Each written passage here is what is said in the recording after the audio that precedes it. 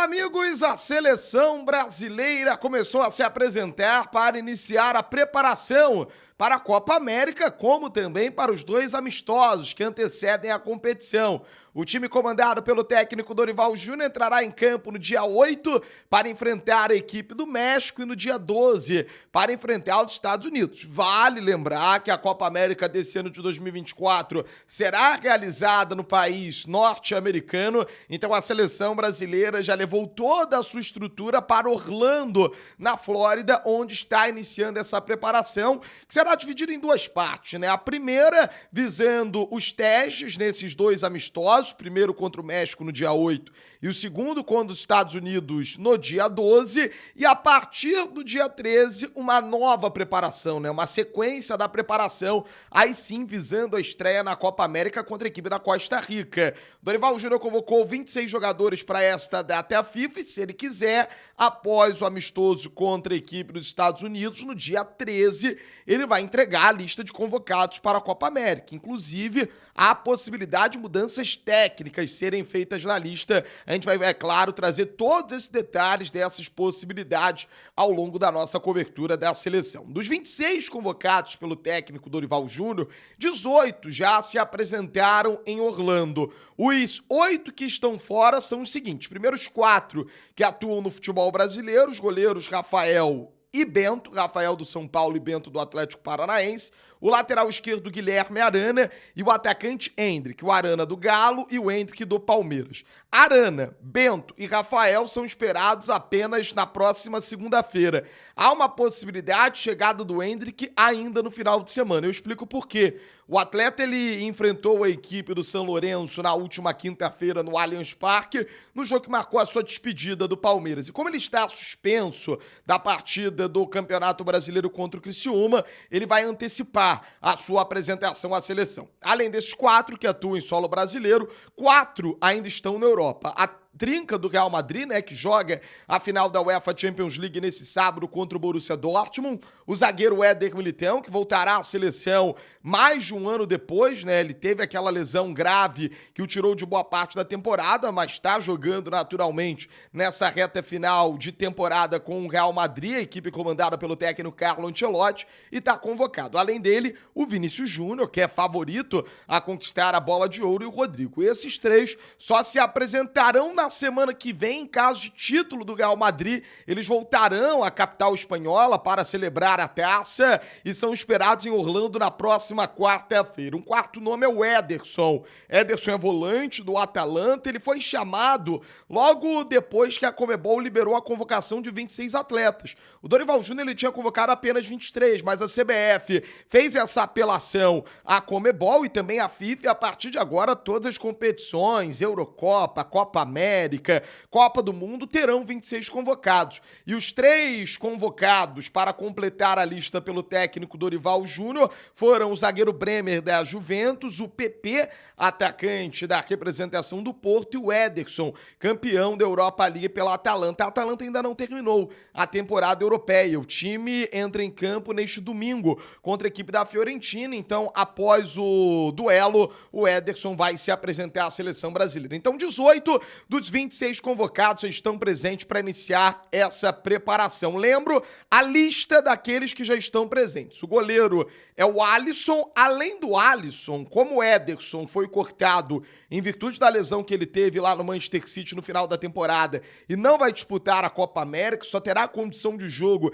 na temporada 24-25, e o Rafael e o Bento ainda estão no Brasil, o técnico Dorival Júnior conta com 2 goleiros de categoria de base para completar essas primeiras atividades. Um é o Robert, goleiro da seleção sub-20, que foi convocado, inclusive, pelo técnico Ramon Menezes para um período de treino junto à seleção da categoria de base. Ele é atleta do Atlético Mineiro. E além do Robert, o goleiro Juan Rojas, venezuelano, jogador do Orlando City, também está completando essa semana de treinos com a seleção. Além do Alisson, já estão presentes jogadores de linha, o Ian Couto e o Danilo. Na zaga temos o Bremer, o Beraldo, o Marquinhos e o Gabriel Magalhães. É importante ressaltar algo sobre o Gabriel Magalhães. O Magalhães ele tem uma lesão no ombro direito, mas a CBF entende que há tempo tranquilo para a recuperação do atleta, ao menos até a Copa América.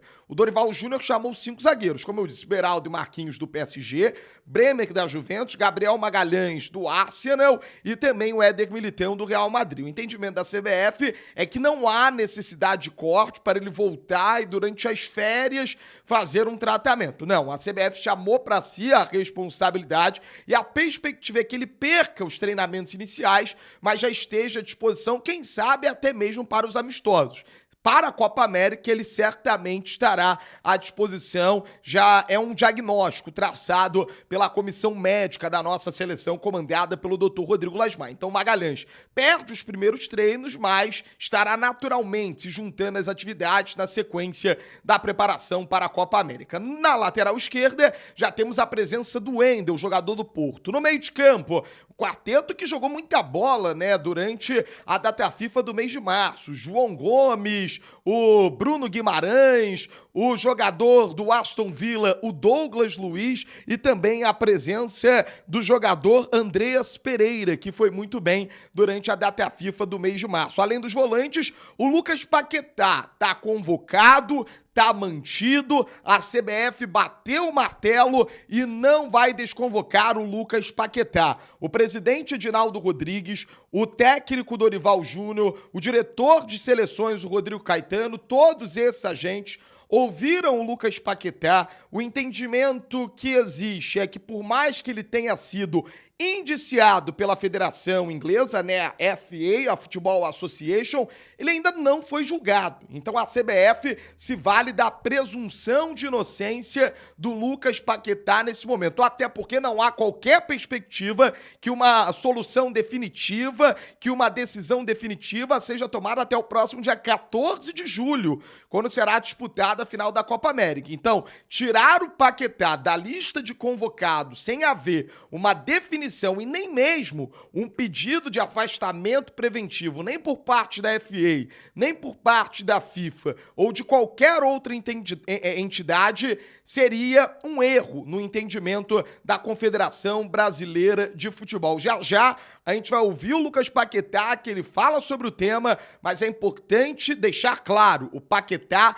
seguirá com a seleção brasileira. A CBF entende que por mais que ele tenha sido indiciado por uma suposta participação para favorecer apostadores em 4 cartões amarelos que ele tomou na Premier League, não há provas concretas nesse momento que levem a um afastamento. Inclusive, o entendimento é que foi um erro ter tirado o Lucas Paquetá da lista durante as datas FIFA de 23, quando o Diniz era o técnico da seleção, porque ele seguiu atuando normalmente com o West Ham. Se tivesse um jogo do West Ham amanhã, ele entraria em campo. Então, por isso a CBF entende que não há motivo de cortar o Lucas Paquetá. Além desses jogadores de meio de campo, os outros atacantes que já estão presentes na seleção são o PP, o Evanilson, 2 jogadores do Porto, o Rafinha do Barcelona, o Savinho do Girona e o Gabriel Martinelli, jogador do Arsenal. Com esses 18 atletas, esperando os outros 8 jogadores que chegarão durante a semana ou vindos da Europa